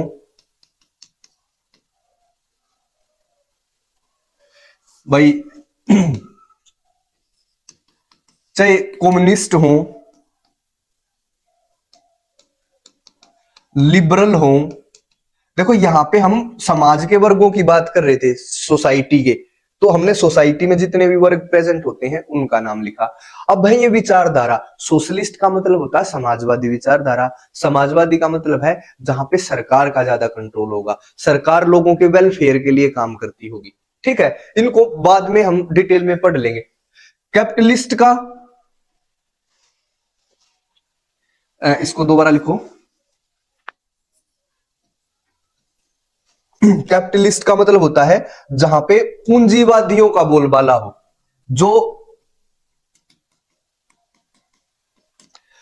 जो लोग प्राइवेट प्रॉपर्टी के फेवर में हो, पूंजीवाद के फेवर में हो। कम्युनिस्ट का मतलब है जहां पे हर चीज पे सिर्फ और सिर्फ सरकार का शासन हो, सरकार की ओनरशिप में हो देश में हर चीज। लिबरल्स का मतलब होता है उदारवादी, लिबरल का मतलब होता है उदारवादी। लिबरल्स हों, एक्सट्रीमिस्ट हों, एक्सट्रीमिस्ट का मतलब होता है अतिवादी। मॉडरेट हों, जो बीच के रास्ते में विश्वास रखते हो, और भी कोई भी विचारधारा, लेफ्टिस्ट, राइटिस्ट, वामपंथी, दक्षिणपंथी, कोई भी, जितनी भी विचारधारा किसी देश में प्रेजेंट हो सकती हैं, सारी की सारी विचारधारा कांग्रेस में थी। मान के चलो हम सारी विचारधाराओं के आदमी बैठे हैं, लोग हमने जुड़ने हैं नए, तो हमने किसी आदमी से बात करी, उसकी विचारधारा सोशलिस्ट है, तो वो भी तो कांग्रेस से जुड़ जाएगा ना, आकर जुड़ेगा या नहीं जुड़ेगा, क्योंकि सोशलिस्ट आदमी भी कांग्रेस में है। अगर कोई पूंजीवादी विचारधारा रखने वाला है तो पूंजीवादी विचारधारा वाले व्यक्ति भी हैं, कोई अगर लिबरल है तो लिबरल भी है, कोई एक्सट्रीमिस्ट है, अतिवादी है, तो वो भी है। इस प्रकार से कांग्रेस एक आइडियोलॉजिकल कोएलिशन भी थी, ध्यान है भाई ये, ठीक है। कांग्रेस की इनकल्सिव नेचर है, अम्ब्रेला जैसा, जिसमें हर प्रकार के विचारधारा, हर प्रकार के सेक्शन ऑफ सोसाइटी, सबका इसमें रिप्रेजेंटेशन है और सबको साथ लेकर चलने वाली है ये पार्टी, इसका ये नेचर है, ठीक है। इसके बाद जो टॉपिक है Congress tolerance and its management of factions. देखिए Congress tolerance and management of factions, ये क्या होता है, ध्यान से देखो। फैक्शंस का मतलब होता है अपोजिट विचारधारा के लोग, विरोधी से गुट, गुटबाजी एक किस्म की। कांग्रेस कैसे अपने फैक्शंस को मैनेज करती थी, ध्यान दो। देखो मान के चलो हमें कोई कानून बनाना है कि भाई 18 साल से ऊपर महिलाओं को वोटिंग राइट दे या ना दे। अब एक फैक्शन है, एक गुट है, एक अपोजिशन के लोग हैं जो सामान्य विचारधारा से थोड़े अलग आइडिया रखते हैं, वो ये कहते हैं कि महिलाओं को वोटिंग राइट नहीं होना चाहिए, ठीक है। एक सेक्शन के बोल रहे हैं, एक फैक्शन के बोल रहे हैं कि महिलाओं को वोटिंग राइट होना चाहिए। तो हम क्या बोलेंगे भाई, अपने तर्क बताओ क्यों नहीं होना चाहिए, उसने तर्क बताई, फिर हमने दूसरे से पूछा भाई तुम बताओ, तो उसने अपने तर्क बताए, लास्ट में एक सहमति बनाने की कोशिश करी, जिसके तर्क अच्छे थे, जो अपनी बात को जितने अच्छे से जस्टिफाई कर पा रहे थे, उसकी बात को हमने मान लिया, ठीक है। फैक्शंस का मतलब समझ गए ना भाई। देखो इसमें कांग्रेस की मैनेजमेंट में है ना, दो चीजें इंपॉर्टेंट थे। एक तो कंप्रोमाइज, भाई ऐसा नहीं था कि भाई हम कंप्रोमाइज करेंगे ही नहीं, हम समझौता बनाने का पूरा प्रयास करेंगे। एंड इनकल्सिवनेस, इनकल्सिवनेस का मतलब है सबको साथ लेके चलना है। कांग्रेस में ये था ही नहीं कि भाई ये अपोजिट बोल रहा है तो इसको बाहर निकाल दो। हम पूरी कांग्रेस क्या कोशिश करती थी, उसको समझाने की, उसको अपने साथ लेकर चलने की, ठीक है। तो कॉम्प्रोमाइज और इनकल्सिवनेस है ना, ये कांग्रेस के बड़े चरित्र का हिस्सा थे। और जब किसी भी चीज का ऐसा चरित्र होगा तो अपोजिट में जाना मुश्किल है, ठीक है। फिर भी देखिए हमने क्या करा भाई, दूसरा कोई कानून लिया। अब भाई बात करनी है कि जो समाज का गरीब वर्ग है उसकी गरीबी कैसे दूर हो। इसने बताया कि भाई गरीब लोगों को है ना सब कुछ फ्री देना चाहिए, एक फैक्शन ऐसा बोल रहा है।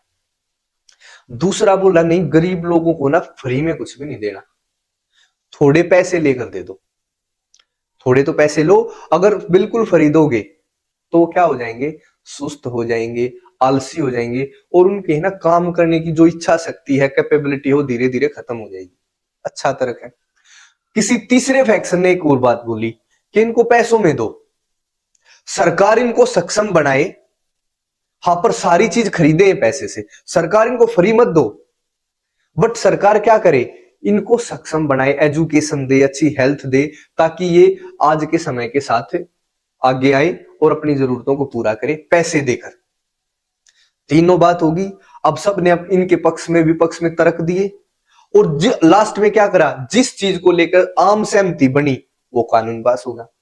तो अब इस वाले को भी पता है, हाँ भाई हमें मौका मिला था पूरा, और ये भी सहमत है, वो भी सहमत है, वो भी सहमत है। जैसे एक और एग्जांपल, कानून बन रहा है कि भी कैसी इकोनॉमी अपने देश में लागू करें, ठीक है।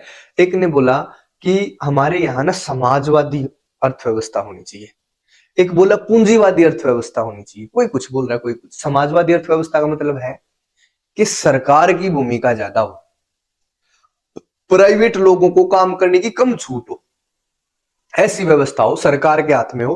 प्राइवेट, ऐसे ब्रिटिश जो अंग्रेज आए थे ना, वो भी प्राइवेट कंपनी थे। प्राइवेटों को छूट दोगे तो हो सकता है वो देश को फिर से लूट ले। तो सरकार के हाथ में ये चीजें होनी चाहिए। जो दूसरा वो बोला नहीं, पूंजीवादी होनी चाहिए भाई।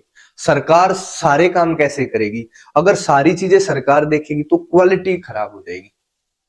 अगर हम पूंजीवादियों को मौका देते हैं तो बड़े बिजनेस करेंगे, लोग अपनी जो उनमें एबिलिटी है उसको इनहांस करके बड़े बड़े काम करेंगे, और ये देश के डेवलपमेंट के लिए भी सही है। फिर एक ग्रुप बोलता है ऐसा करो, मिक्स्ड इकोनॉमी ले लो। मिक्स्ड इकोनॉमी का मतलब जिसमें दोनों ही, जो चाहे समाजवादी है, सोशलिस्ट है, चाहे कैपिटलिस्ट है, दोनों ही जो इकोनॉमीज हैं, जो दोनों ही व्यवस्थाएं हैं, उनके इंपॉर्टेंट चीजें उसमें शामिल कर लो। बोले कैसे होगा भाई?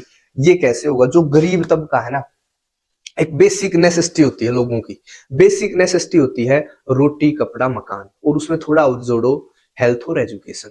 ये चीजें सरकार के हाथ में होनी चाहिए, ताकि अगर वो कंपीट ना कर सके इस प्रतिस्पर्धा भरे युग में, अगर उनके पास ऐसी अपॉर्चुनिटी ना आए, तो भी कम से कम वो जिंदा रह सके।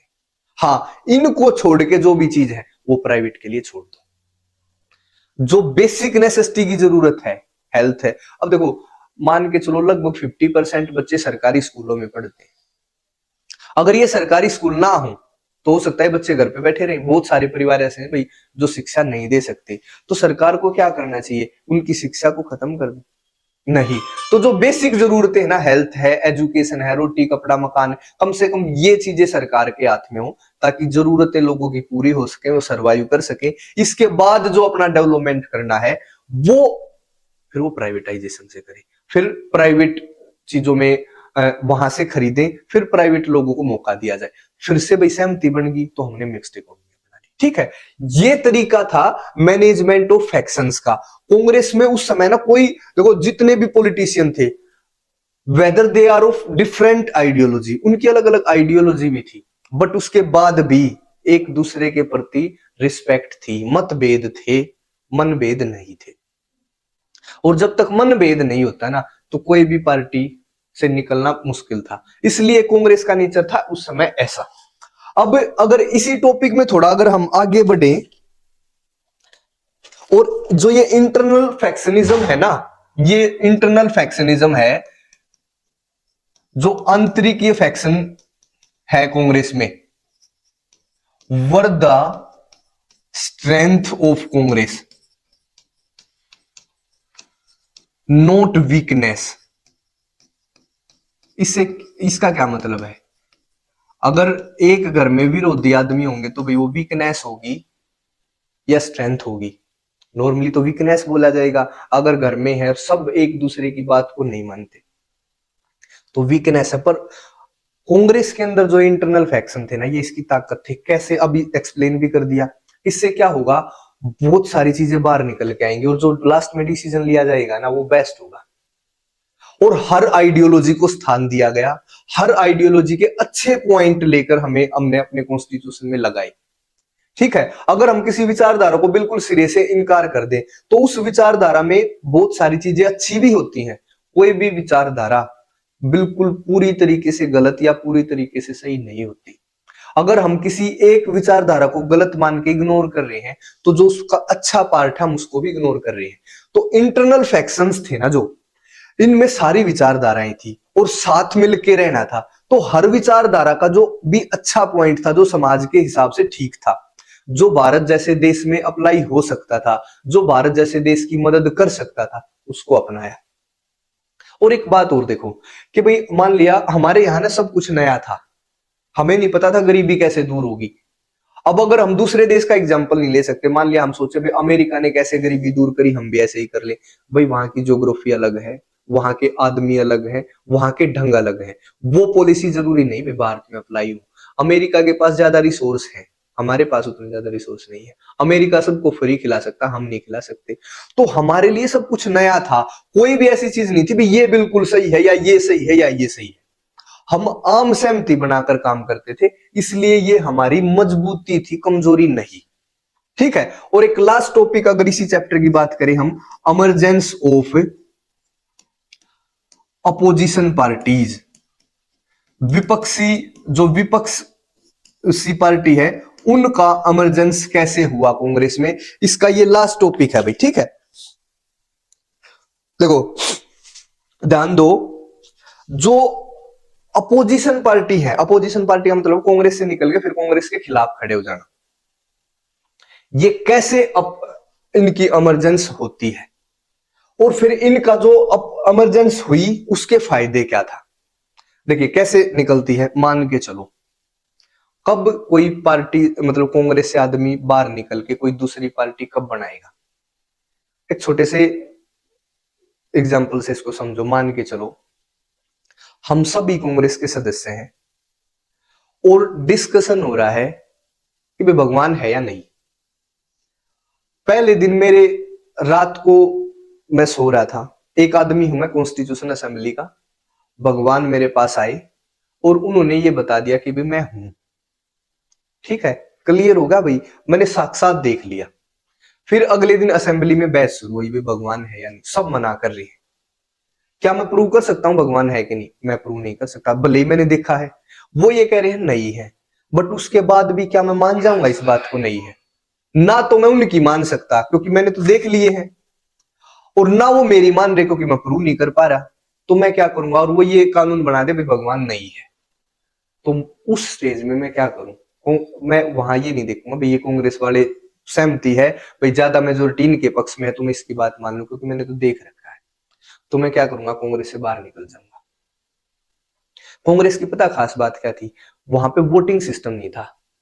वोटिंग सिस्टम बहुत ऐसे रेयरेस्ट केसेस में वोटिंग डलवाई गई। वोटिंग का क्या मतलब है, मान लिया एक पक्ष जिसके पक्ष में ज्यादा वोट पड़े हैं वो जीतेगा और जिसके पक्ष में कम पड़े हैं वो नहीं जीता। तो इसका क्या मतलब होगा, कम वोट पड़ने का मतलब ये नहीं हो गलत है, वो उनके साथ सहमत है। दोबारा समझो, मान लिया एक कानून बनाना है और इस कानून पे मेजोरिटी है इस तरफ, कुछ आदमी ऐसे हैं जो मेजोरिटी के खिलाफ हैं, वोटिंग डल गई और ये जीत गए, तो जो ये मेजोरिटी के खिलाफ थे क्या ये मान लेंगे कि भाई हम गलत थे इसलिए हमारे है? नहीं, ऐसा वोटिंग होगी ना, जो वोटिंग से क्या होता है, सही गलत का नहीं पता चलता, कौन किसके पक्ष में है इस बात का पता चलता है। तो कांग्रेस में ऐसी व्यवस्था थी, वोटिंग नहीं करवाएंगे नॉर्मल केस में, नॉर्मल हम सहमति बनाएंगे ताकि सब सहमत हो। वोटिंग का मतलब है गलत सही हम ढूंढ नहीं पा रहे, इसके पक्ष में ज्यादा आदमी है, मान लिया कोई गलत भी काम हो उसके पक्ष में भी ज्यादा आदमी होगी तो गलत काम भी ठीक होगा। तो जो बाकी बच गए जो इस चीज के अगेंस्ट थे वो सहमत नहीं है, बट कांग्रेस ने क्या करा, वोटिंग की बजाय आम सहमति की कोशिश करी थी। बट यहां पे देखो, अभी जो मैं एग्जांपल दे रहा था वो मैं मेरे साथ सहमति नहीं बना पा रहे, वो ये कह रहे भगवान नहीं है और मैंने तो देखा है, तो मैं क्या करूंगा, पार्टी से निकल जाऊंगा। ये ऐसे होता है इमरजेंसी। और जो आज की जितनी भी पार्टियां हैं ना आज की, उनकी सब की जड़ें कहीं ना कहीं कांग्रेस पार्टी से निकली है। अब इन पार्टियां को, छोटी छोटी पार्टी थी, हमने पहले इलेक्शन में भी देखा, सेकंड इलेक्शन में भी देखा। पहले इलेक्शन में क्या हुआ था, तरवनपुर, मद्रास, उड़ीसा, वहां पे अलग कम्युनिस्ट पार्टी को सीट मिली थी। दूसरे में देखा था केरला में कम्युनिस्ट पार्टी ने सरकार बनाई थी, सोशलिस्ट पार्टी भी थी, दो तीन पार्टी आपके इसमें बुक में भी दे रखी है, वो सारी पार्टियां थी, भले ही वो थोड़ी थी, छोटी थी, बट उसके बाद भी उनका फायदा था। भाई क्या फायदा था, सबसे पहला तो इन्होंने अपने जो डेमोक्रेटिक चरित्र है ना देश का, डेमोक्रेटिक कैरेक्टर, उसको जिंदा रखा। भाई डेमोक्रेटिक चरित्र का मतलब क्या होता है कि भाई एक नहीं है, यहाँ पे बहुत सारी पार्टियां हैं, बहुत सारे देश क्या जहां पे एक पार्टी है, वो डेमोक्रेटिक चरित्र का देश नहीं माना जाएगा। भारत में जो भले ही छोटी थी वो, बट उसके बाद भी लोकतांत्रिक चरित्र को जीवित रखा। दूसरा क्या है, लोगों के सामने और भी विकल्प रखे। कांग्रेस नो डाउट सबसे बड़ी पार्टी है, जीतती भी आ रही है, बट उसके बाद भी अल्टरनेटिव जीवित रखे कि भाई अल्टरनेटिव है, अगर कल को कांग्रेस नहीं भी होगी ना तो भी अल्टरनेटिव है। और इन पार्टियों का से थोड़ा लोकसभा में भी और राज्यों की विधानसभाओं में भी रिप्रेजेंटेशन था, तो इन्होंने नीति निर्माण को भी प्रभाव, जो डिसीजन मेकिंग थी, जो हम पॉलिसी मेकिंग थी, उसमें अपना प्रभाव डाला है। ये जो अपोजिशन पार्टी है, मैं पढ़ा रहा हूं या आप लोग पढ़ रहे हो, जो अपोजिशन पार्टी है उस समय, उनका कोई इंपॉर्टेंस था कि नहीं था? पहली बात तो अपोजिशन पार्टी उस लेवल की थी ही नहीं कि अपोज कर सके। जितनी भी थी उनका अपना इंपॉर्टेंस था। उसने भारत के डेमोक्रेटिक चरित्र को जीवित रखा, साथ में एक अल्टरनेटिव दिया, और यह भी बताया भाई, अगर एक पार्टी होती ना, एक पार्टी का क्या मतलब है, वो एंटी डेमोक्रेटिक हो सकती है। कांग्रेस को एंटी डेमोक्रेटिक होने से रोके रही। कांग्रेस जब भी ऐसा होता ना भी मैं हूं सबसे बड़ी, तो कोई ना कोई अपोजिट पार्टी आगे खड़ी होगी, वो भी इलेक्शन में भाग ले रही है। कांग्रेस को पता चल गया अगर हम गलत काम करते हैं, गलत डिसीजन लेते हैं, तो हो सकता है अगले चुनाव में इन पार्टियों के लोग साथ आदमी आए और इनको जीतने का मौका मिल जाएगा। तो एंटी डेमोक्रेटिक होने से रोका भाई इन जो पार्टी थी। ठीक है, इसके बाद एक प्रिंसिपल होता है डेमोक्रेसी का, सबसे इंपॉर्टेंट प्रिंसिपल है principle based criticism.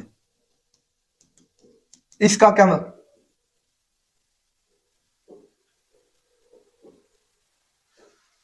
Principle based criticism,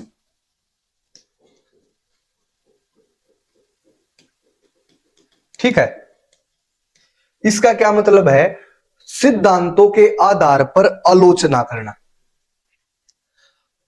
Congress बैठी है, अपने रूल रेगुलेशन बना रही है, उसमें अपोजिशन के भी नेता है, तो क्रिटिसाइज करा। अगर कोई भी क्रिटिसाइज करने वाला नहीं होगा ना, कोई भी आपके फैसले पर सवाल उठाने वाला नहीं होगा, तो संभव है आप गलत भी डिसीजन ले लें। जब भी आप कोई डिसीजन लेने वाले होते हो और आपका कोई क्रिटिसाइज कर देता है, आलोचना करता है, तो आप उस डिसीजन को दोबारा सोचोगे। दोबारा सोचने से फायदा क्या होगा? अगर उसमें कुछ नेगेटिविटी है सच में, तो निकल के आ जाएगी और उसको हम और ज्यादा मतलब प्योर डिसीजन बना देंगे। जो ये क्रिटिसिज्म था ना, प्रिंसिपल सिद्धांतों के आधार पे, इसने भी भाई भारत में व्यवस्था को बनाए रखा और बैलेंस ऑफ पावर सुनिश्चित करा भाई, ठीक है। और इन्हीं पार्टियों ने, ये जो छोटी छोटी पार्टी थी, भविष्य के लिए बड़ी पार्टियां और बड़े नेता तैयार कर दिए, है नहीं? जो आज बड़े बड़े नेता हैं वो इन्हीं छोटी छोटी पार्टियों से निकल कर आए हैं। आज तो आप एग्जाम्पल देख सकते हो। और जैसे जैसे जैसे जैसे जो कांग्रेस का ये नेचर था, जो इनकल्सिव नेचर है, ये कम होता गया, उसी प्रकार से धीरे धीरे नई पार्टियां, अपोजिशन मजबूत होता गया और फिर धीरे धीरे कांग्रेस सिस्टम समाप्त भी हुआ। आज कांग्रेस सिस्टम समाप्त हो चुका है, आज भी और पहले भी इतिहास में हुआ है। क्योंकि जब तक नेचर है ना सबको साथ लेकर चलने का, तब तक ही सब आपके साथ है। और जब आप ये सोचोगे मेरे अकॉर्डिंग चले सब, तो फिर उनको साथ लेकर चलना थोड़ा मुश्किल हो जाएगा, ठीक है। लास्ट एक डेफिनेशन की बात करेंगे भाई, कांग्रेस सिस्टम ये क्या होता है। अब ये चैप्टर कंप्लीट हो जाएगा। कांग्रेस सिस्टम का कई बार जिक्र आया है। अब ये होता क्या है, देखो, ये जो काल था ना 1952 से लेकर 67 तक का काल, ये कांग्रेस सिस्टम के नाम से जाना जाता है। रूलिंग पार्टी और अपोजिशन दोनों ही तो कांग्रेस थी इस समय। जब रूलिंग पार्टी सरकार चलाने वाली भी और सरकार का विरोध करने वाली पार्टी कांग्रेस ही थी। कांग्रेस के अंदर जो डिफरेंट सेक्शंस थे ना, जो डिफरेंट आइडियोलॉजी के आदमी थे, वो सारे के सारे क्या कर रहे थे भाई,